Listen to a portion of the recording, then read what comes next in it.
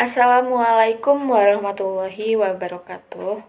Sebelumnya izin memperkenalkan diri, saya Vina Ainur Rohmah dengan NIM 232180102 dari Prodi PGSD kelas 2C dan dari Fakultas Keguruan dan Ilmu Pendidikan Universitas Muhammadiyah Purworejo.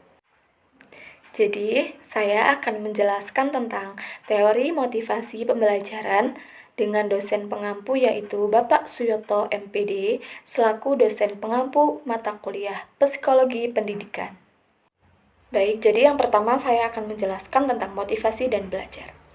Motivasi sendiri merupakan tenaga pendorong yang mendorong manusia untuk bertindak atau melakukan sesuatu. Sedangkan belajar merupakan suatu proses perubahan tingkah laku yang merupakan sebagai sebab akibat dari pengalaman atau latihan. Nah, jadi yang disebut dengan motivasi belajar itu merupakan kondisi psikologis yang mendorong siswa untuk belajar secara sungguh-sungguh, yang pada gilirannya akan terbentuk cara belajar siswa yang sistematis, penuh konsentrasi, dan dapat menyeleksi kegiatan-kegiatannya. Jadi selanjutnya ada teori motivasi atau teori kebutuhan menurut Abraham Maslow. Jadi yang pertama itu adalah kebutuhan fisiologis, yang kedua kebutuhan rasa aman, yang ketiga kebutuhan cinta kasih, yang keempat yaitu kebutuhan penghargaan, dan yang kelima yaitu aktualisasi diri. Jadi untuk yang pertama adalah kebutuhan fisiologis. Apa sih kebutuhan fisiologis itu?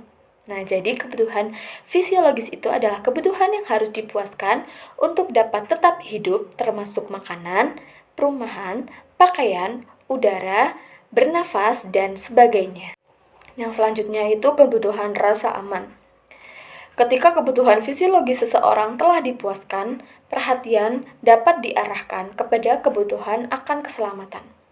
Nah, keselamatan itu termasuk merasa aman dari setiap jenis ancaman, fisik atau kehilangan, serta merasa terjamin. Yang ketiga yaitu kebutuhan cinta kasih. Cinta kasih dan kasih sayang yang diperlukan pada tingkatan ini mungkin didasari melalui hubungan-hubungan antar pribadi yang mendalam, tetapi juga yang dicerminkan dalam kebutuhan untuk menjadi bagian-bagian kelompok sosial. Yang selanjutnya atau yang keempat adalah kebutuhan penghargaan. Jadi, percaya diri dan harga diri merupakan kebutuhan akan pengakuan orang lain dalam kaitannya dengan pekerjaan. Hal itu berarti memiliki pekerjaan yang dapat diakui sebagai bermanfaat, menyediakan sesuatu yang dapat dicapai, serta pengakuan umum dan kehormatan di dunia luar. Jadi yang terakhir, aktualisasi diri.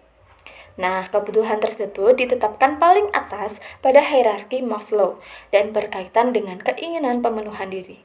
Ketika semua kebutuhan lain sudah dipuaskan, seseorang ingin mencapai secara penuh potensinya. Tahap terakhir itu mungkin mencapai hanya oleh berbagai orang. Jadi selanjutnya ada teori dinsonan kognitif. Teori komunikasi yang membahas mengenai perasaan ketidaknyamanan seseorang yang diakibatkan oleh sikap, pemikiran, dan perilaku yang tidak konsisten, dan memotivasi seseorang untuk mengambil langkah demi mengurangi ketidaknyamanan tersebut. Ada juga fungsi motivasi dalam belajar. Sebagai pendorong perbuatan, mempengaruhi sikap apa yang seharusnya anak didik ambil dalam rangka belajar. Nah, sebagai penggerak perbuatan, dorongan psikologis yang melahirkan sikap terhadap anak didik itu merupakan suatu kekuatan yang tak terbendung, yang kemudian terjelma dalam bentuk gerakan psikofisik. Selanjutnya yaitu ada juga teori harapan. Jadi, motivasi itu merupakan akibat suatu hasil dari yang ingin dicapai oleh seseorang. Dan perkiraannya yang bersangkut bahwa tindakannya akan mengarah kepada hasil yang diinginkannya itu. Jadi ada juga teori harapan menurut Dimyati dan Mujiono. Jadi, motivasi belajar dipandang sebagai dorongan mental yang menggerakkan dan mengarahkan perilaku manusia termasuk perilaku belajar. Jadi yang selanjutnya dan yang terakhir menurut Ratu Manan. Menurutnya, motivasi adalah sebagai dorongan dasar yang menggerakkan seseorang bertingkah laku. Mungkin cukup sekian teori motivasi pembelajaran yang dapat saya sampaikan. Banyak kurang lebihnya saya mohon maaf. Saya akhiri. Wassalamualaikum warahmatullahi wabarakatuh.